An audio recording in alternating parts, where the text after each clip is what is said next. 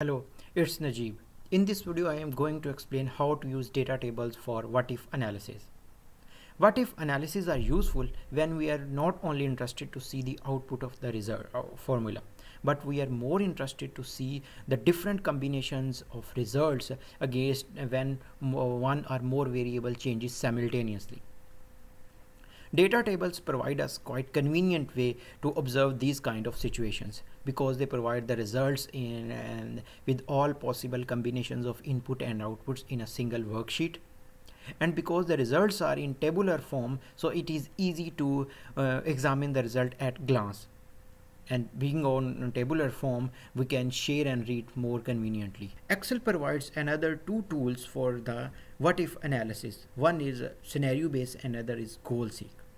Goal seek is a bit different because you provide outcome. It gives you all the possible combinations of input that can generate this output, but the scenario base is quite similar to the data tables.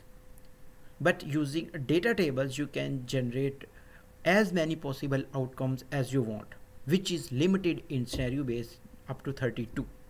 Yes, in scenario based you can provide all possible combinations, any number of possible input variable, but in data table based what if analysis you can provide at max two variables. Here I have a simple mortgage calculator where amount of loan is given with certain amount of interest rate, and it should be returned in certain period of time, that is 10 number of 10 years.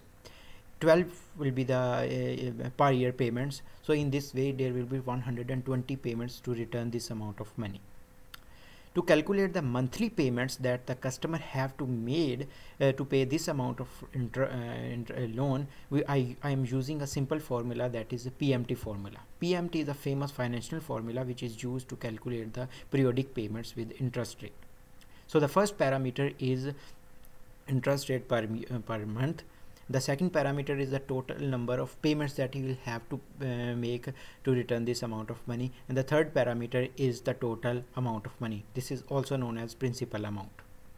So it's cool, it gave us the total amount of money that the customer will pay per month, but the customer cannot accept this directly. He have more interest. He want to know the various combination of all the possible variation with the amount of loan and the total number of payments that he will have to make to return this money, because maybe he will have certain limitation to pay per month, or maybe he don't want to exceed from a certain period of time.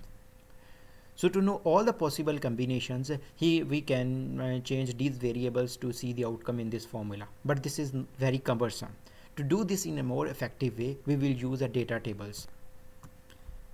So to draw the data table, we will take one variable on the columns of the table and the other on the rows of the table. So in the columns we will take the number of years. Let's say we will start from 8 and we will increment it by 2. So using this we will generate the series of the all possible combination that we want to test about the number of years. On the other side, on the rows, we will use the money. Let's say we will start with 5,000 euros, and next we will do 10,000, and we will again use series generation to draw all the possible combination that we want to test. Okay, so in this edge column, which is E5, we will link the value of the formula. So as we already have calculated the formula, so we will link it simply. So this is very important to use the formula which is using the variables in the rows and column as well. In this way it will be able to calculate the correct results. So in these cells we will draw all the possible outcomes. To do this we will select all the cells including the top most row and the leftmost column. Then we will go to the data tab. Inside the data tab there is what if analysis on right side, and the last option is data tables. We will click and we will see two options: row input cells and column input cells. In row input cell we will link the variable which is presenting rows values in our table, so that is the amount of the money. In the column we will link the values of the number of years to return the loan, so this is this column. So once we will click it, it will populate all the possible combinations against this changing number of years and the amount of returns. So here we can find where is the value of paying this amount of loan with this certain amount of number of years. But here you can see that it's not very obvious to observe the result, so we can use a bit of data visualization to make it more clear. So we will do some conditional formatting. So once we will do conditional form, maybe the customer is more interested to pay, for example, the amount of money that he want to pay per month less than 1500 euros. So we will click it. So it highlighted all those possible outcomes in which he will have to pay less than 1500 dollars per month. So here we can say he can select the best possible combination according to his own limitations.